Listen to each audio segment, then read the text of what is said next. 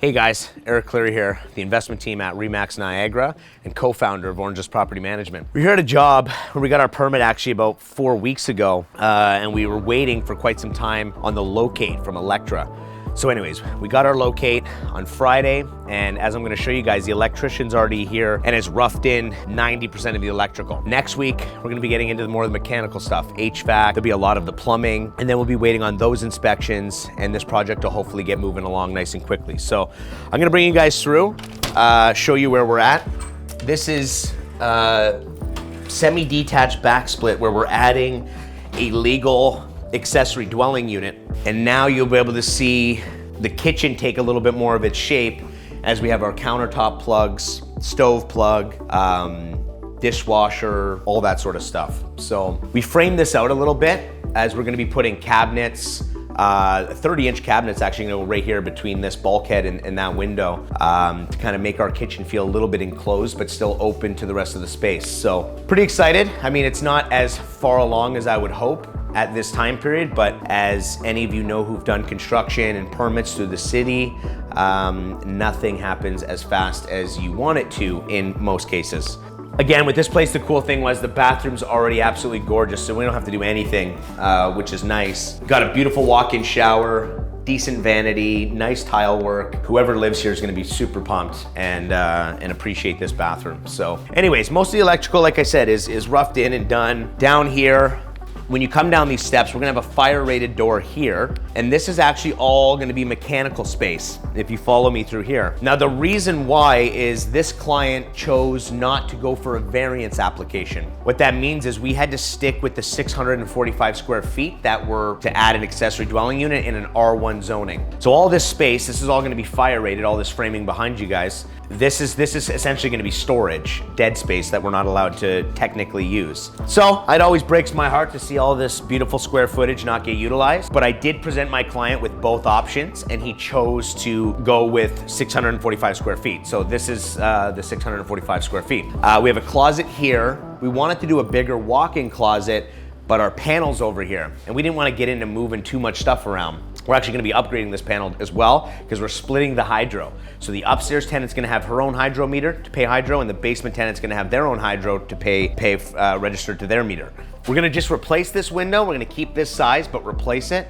Our egress window is gonna go right here, and that's gonna provide a lot of light and help us meet that requirement in terms of legalizing this space. So the city's been pretty cool. I know my contractor had some doubts, and I said, no, trust me. We're grandfathering in a lot of this ceiling. So you don't always have to rip everything down and re-insulate it and double 5/8 and all that stuff that you hear people talk about. So if you do come in and do demo before the inspector comes or before your first inspection or however you structure your jobs, don't come in here and just rip everything apart, because we've actually now just saved a bunch of time on labor and material because we're only cutting out chunks to do what we got to do, run plumbing, run electrical, add floor vents upstairs because we have to move one of the floor vents, one of the registers to put a stackable laundry. So just don't rip everything down because we've probably saved $2,000, $3,000, $4,000 just leaving this up in cost of material and labor. So now one of the reasons why we're able to operate like this and do all these sort of things is we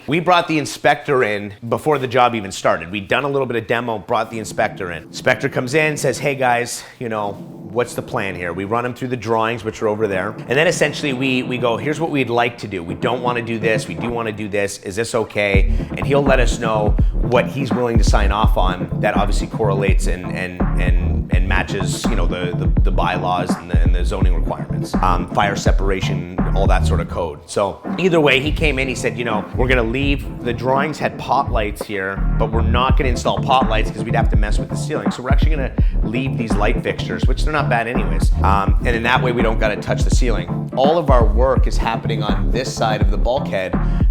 So we're actually gonna just extend this bulkhead so it'll look like one bulkhead. It won't be like two running, you know, parallel or anything like that. So again, if you're working with somebody that knows what they're doing, these types of things will surface, whether it's me as your realtor, property manager, your contractor, your architect, you know, work with people that have an idea because A, you'll save a lot of money, and B, your finished product will just look so much better. And again, if it looks way better, A, you're gonna rent it to a better tenant, and B, you're gonna get more rent. And house just looks better. That's a win in it by itself. So again, those are just some of the things that's going on here. We got our appliances here nice and early. Appliances are very tough to get. Anybody that's been doing any sort of renovations or, you know, investing in real estate and trying to replace appliances for their units or whatever it may be, you know it's been challenging. So we've got on this early. We're still waiting on the stackable laundry, dishwasher and stuff. But either way, guys, this is where this job's at. Again, I wish it was a little further ahead, but you know, stuff takes time and you can't always guarantee you're gonna get locates and get inspections exactly on the clock, on the time that you want them. So roll with the punches, keep your clients updated if you're doing this for somebody. You know, I've spent, you know, probably a good hour on the phone with my client, texting back and forth, letting him know what's going on. So it's not some major surprise, okay? Keep the lines of communication open. Again, we have a tenant upstairs here as well, and she's been excellent. You know, so again, my client, this delay sucks, but he's still bringing in rent upstairs. He's not out of pocket for another mortgage payment, another property tax payment, another, you know, hydro bill, water bill. We have somebody helping cover those costs. He's not cash flowing right now, but he will. And again, he doesn't have to dip into his bank account and throw tons of money at his investment property because it's not ready yet. And that's what we try to do at the investment team, and definitely what we try to do at Orangeless Rentals. Okay guys, thanks so much for checking in. Have a great day.